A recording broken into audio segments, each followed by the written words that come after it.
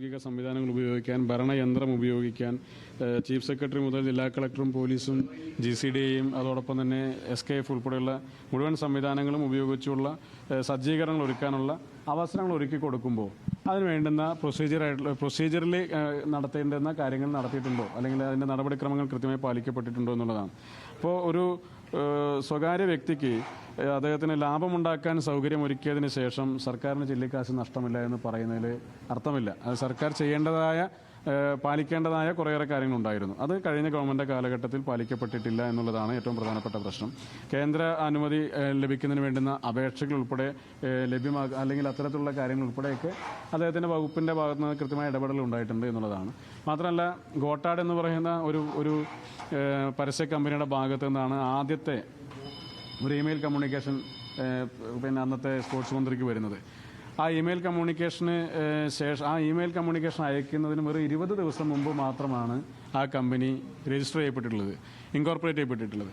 അങ്ങനെ ഒരു 20 ദിവസം മുമ്പ് മാത്രം രജിസ്റ്റർ ചെയ്യപ്പെടുന്ന വെറും 1 ലക്ഷം രൂപ മാത്രം പെയ്ഡ് ക്യാപിറ്റലുള്ള ഒരു സ്ഥാപനത്തിന്, ഒരു കമ്പനിക്ക് ലയണൽ മെസ്സിയെ പോലെ ലോകം കണ്ടിട്ടുള്ളതിൽ വെച്ച് ഏറ്റവും വലിയൊരു ഫുട്ബോൾ കളിക്കാരനെ, ഒരു അന്താരാഷ്ട്ര തലത്തിൽ നിൽക്കുന്ന ഏറ്റവും പ്രധാനപ്പെട്ട ഒരു ടീമിനെ കേരളത്തിലേക്ക് എത്തിക്കാൻ കഴിയുന്ന ഒരു പ്രപ്പോസലുമായി വരുമ്പോൾ അവർക്ക് ഇതിനു മുമ്പ് അത്തരത്തിലൊരു ഇവന്റ് നടത്തി പരിചയമുണ്ടോ? ഇതിനു മുമ്പ് ഇത്തരത്തിലുള്ള ഫുട്ബോൾ താരങ്ങളെയോ അല്ലെങ്കിൽ ക്ലബ്ബുകളെയോ രാജ്യങ്ങളെയോ കേരളത്തിനകത്തേക്ക് കൊണ്ടുവന്ന ഒരു ക്ലബ്ബാണോ, അല്ലെങ്കിൽ ഒരു അഡ്വർടൈസ്മെന്റ് കമ്പനിയാണോ ഇവരെന്നുള്ള അടക്കമുള്ള പരിശോധന നടത്തണ്ടേ?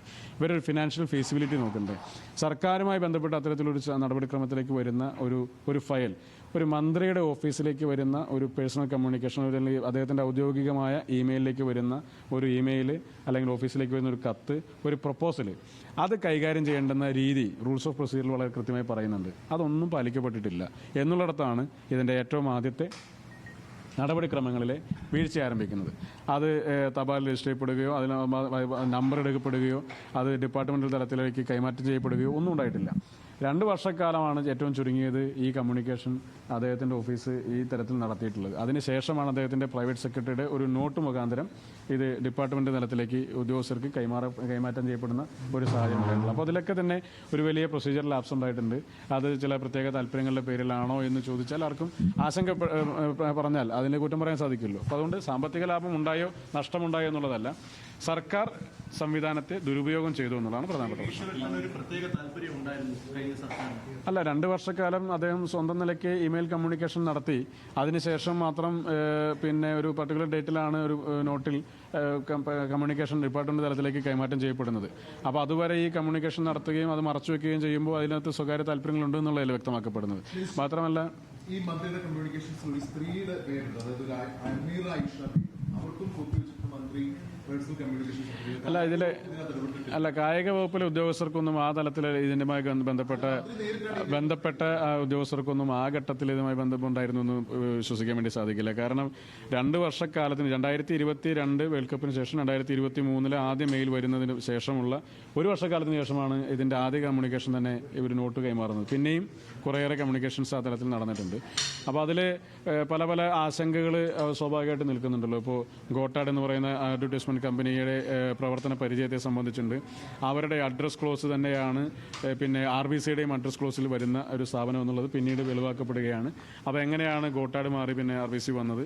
അതുപോലെ തന്നെ ടൂർ പ്രൊഡന്റ് എന്ന് പറയുന്ന LLC എന്ന് പറയുന്ന കമ്പനി, അവർ അന്താരാഷ്ട്ര തലത്തിൽ തന്നെ ആക്ഷേപങ്ങൾക്ക് ഇടവരുത്തിയിട്ടുള്ളൊരു കമ്പനിയാണ്. അപ്പോൾ അവർക്കാണ് പണം കൈമാറ്റം ചെയ്യുന്നതുമായി ബന്ധപ്പെട്ട രേഖകൾ കമ്മ്യൂണിക്കേഷൻസ് ഉണ്ടാകുന്നത്. അപ്പോൾ അതിന്റെ പ്രൊസീജിയറിൽ ഒരുപാട് പോരായ്മകൾ ഉണ്ടായിട്ടുണ്ട്. ആ പോരായ്മകൾ അന്വേഷിക്കണ്ടേ? മന്ത്രി ഇദ്ദേഹത്തിന്റെ കമ്മ്യൂണിക്കേഷൻസിന്റെ കോപ്പി വെച്ചിരിക്കുന്നു. അദ്ദേഹം അതോടൊപ്പം തന്നെ ഇമെയിലിന്റെ കോപ്പികളിൽ കായിക സെക്രട്ടറിയോ ഡയറക്ടറോ അറിയുന്നില്ല. ഇദ്ദേഹം നേരിട്ട് കമ്മ്യൂണിക്കേഷൻസ് നടത്തുകയാണ്. അപ്പം ഈ അർജന്റീന അസോസിയേഷനുമായി ബന്ധപ്പെടുന്നത് മന്ത്രി ഡയറക്ടറാണ്.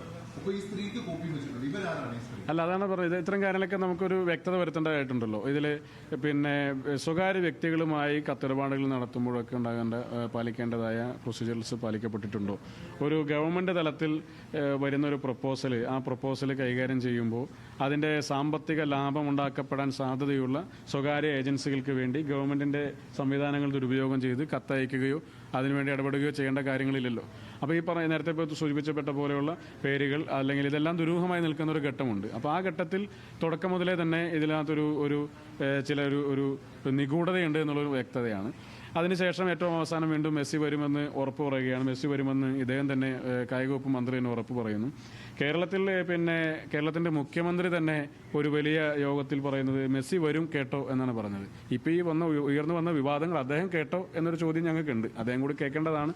അദ്ദേഹം കൂടി മറുപടി പറയേണ്ട വിഷയങ്ങൾ കൂടിയൊക്കെ ഉണ്ട്. മറ്റ് കാര്യങ്ങളൊക്കെ തന്നെ ഫർദർ എൻക്വയറികൾക്ക് ശേഷം പറയേണ്ട കാര്യങ്ങളാണ്. സത്യപ്രതിജ്ഞ ലംഘനം തന്നെയാണ്. അതായത് മന്ത്രിയെ സത്യപ്രതിജ്ഞ ചെയ്യുമ്പോൾ ഞാനായാലും മറ്റാരായാലും തന്നെ മുമ്പുണ്ടായിരുന്ന ആളുകളായാലും സത്യപ്രതിജ്ഞ ചെയ്യുമ്പോൾ വളരെ ഏറ്റവും പ്രധാനപ്പെട്ട ഒരു കാര്യമെന്ന് പറയുന്നത് തൻ്റെ വകുപ്പുമായി ബന്ധപ്പെട്ട പ്രവർത്തനങ്ങളിൽ ഒരാൾക്ക് ഒരു സ്വകാര്യ വ്യക്തികൾക്ക് അല്ലെങ്കിൽ വ്യക്തികൾക്ക് അവർക്ക് ഗുണകരമാകുന്ന രീതിയിൽ ഇടപെടാൻ പാടില്ല എന്നുള്ളത് തന്നെയാണ്. വകുപ്പുമായി ബന്ധപ്പെട്ട രഹസ്യ സ്വഭാവത്തോടു കൂടി സൂക്ഷിക്കേണ്ട കാര്യങ്ങൾ പുറത്തു വിടാൻ പാടില്ല എന്നുള്ളതാണ്. പക്ഷേ അത്തരം കാര്യങ്ങളിലൊക്കെ തന്നെ അദ്ദേഹത്തിൻ്റെ ഭാഗത്ത് വലിയ അലംഭാവം ഉണ്ടായി എന്നുള്ളത് വളരെ വ്യക്തമായ കാര്യമാണല്ലോ. അപ്പോൾ അതുകൊണ്ട് ആ കാര്യത്തെ സംബന്ധിച്ച് പറയുമ്പോൾ ചില്ലിക്കാശ് സർക്കാർ നഷ്ടമുണ്ടായിട്ടില്ല എന്ന് പറഞ്ഞാൽ അർത്ഥമില്ല. എന്തിനാണ് സ്പെയിനിൽ പോയത് അടക്കമുള്ള കാര്യങ്ങളിലൊക്കെ ഈ നഷ്ടം വന്നിട്ടുണ്ട്.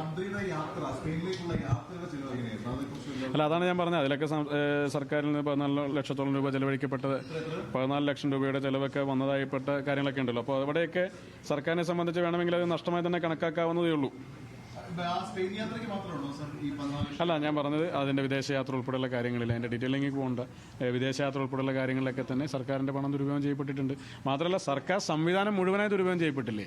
സർക്കാർ സംവിധാനങ്ങളുടെ ഇപ്പോൾ ഒരു അന്താരാഷ്ട്ര കളിയുമായി ബന്ധപ്പെട്ട ഒരു കാര്യത്തിനാണ് അർജന്റീന ഫുട്ബോൾ അസോസിയേഷൻ്റെ ഭാഗത്തുനിന്നാണ് അന്തിമ സമ്മതം വേണ്ടത്. മെസ്സിയാണ് പറയേണ്ടത്. ഫിഫയും ഓൾ ഇന്ത്യ ഫുട്ബോൾ ഫെഡറേഷനും ഒക്കെ അറിയണ്ടേ. കേരള ഫുട്ബോൾ അസോസിയേഷനുമായി ബന്ധപ്പെട്ട് ഒരു തരത്തിലുള്ള കമ്മ്യൂണിക്കേഷൻസ് ഉണ്ടായിട്ടില്ല. ഇതിനൊക്കെ ഒരു മെക്കാനിസം ഉണ്ടായിരുന്നല്ലോ. അപ്പോൾ പ്രോപ്പർ ചാനലല്ല, ഒരു പ്രോപ്പർ ചാനലുമല്ല ഇത് മുന്നോട്ട് പോയത്. സ്പോൺസറെ തിരഞ്ഞെടുത്തതുമായി ബന്ധപ്പെട്ട് യാതൊരു തരത്തിലുള്ള സുതാര്യതയും പാലിക്കാൻ അവർക്ക് സാധിച്ചില്ല. അതൊന്നും സർക്കാരിൻ്റെ ബാധ്യത ഒഴിവാക്കപ്പെടുന്നില്ല. സർക്കാരിന് സാമ്പത്തികമായ ബാധ്യത മാത്രമല്ല, നിയമപരമായ ബാധ്യതയുണ്ട്, ഭരണഘടനാപരമായ ബാധ്യതയുണ്ട്. ആ ബാധ്യതകളൊക്കെ തന്നെ സർക്കാരിൻ്റെ തലയിലേക്ക് കൊണ്ട് കെട്ടിവെക്കുന്ന ഒരു നടപടി ഇദ്ദേഹത്തിൻ്റെ ഭാഗത്തുനിന്ന് ഉണ്ടായി എന്നുള്ളതാണ് ഏറ്റവും പ്രധാനപ്പെട്ട ഒരു കാര്യം. അസോസിയേഷനുകൾക്കൊന്നും ഒരു റോൾ ഉണ്ടായിരുന്നില്ല. ഇവിടെ ഓൾ ഇന്ത്യ ഫുട്ബോൾ ഫെഡറേഷനെ സംബന്ധിച്ച് അവർക്ക് പോലും ഇതിനെ സംബന്ധിച്ച് യാതൊരു അറിവ് പോലും ഉണ്ടായിരുന്നില്ല. അപ്പോൾ അങ്ങനെ എങ്ങനെയാണ് ഇപ്പോൾ ഫിഫയുടെ എന്തെങ്കിലും അറിവോ കാര്യങ്ങളോ ഉണ്ടായിരുന്നു? അത് അടക്കമുള്ള കാര്യങ്ങളൊക്കെ വളരെ നിഗൂഢ നിൽക്കുകയാണ്. ഇപ്പോൾ ധനകാര്യ വകുപ്പിൻ്റെ അനുവാദം വാങ്ങി കേന്ദ്ര സർക്കാരിൻ്റെ നിന്ന് പണം കൈമാറ്റം ചെയ്യാനുള്ള അനുവാദം കിട്ടി എന്നുള്ളത് കൊണ്ട് മാത്രം ഒരു കരാറ് വളരെ ശുദ്ധമായതോ അതിൽ മറ്റ് സാമ്പത്തിക താല്പര്യങ്ങളില്ലാത്തതോ ആ കരാർ വളരെ ജെന്യുവനാണ് എന്ന് പറയാൻ വേണ്ടി സാധിക്കില്ലല്ലോ. അനുമതി കിട്ടിയത് ആ കമ്മ്യൂണിക്കേഷൻസിൻ്റെ ഭാഗമായിട്ടുള്ള മാത്രമാണ്. പക്ഷെ അത് പരിപൂർണമായ അനുമതിയല്ല.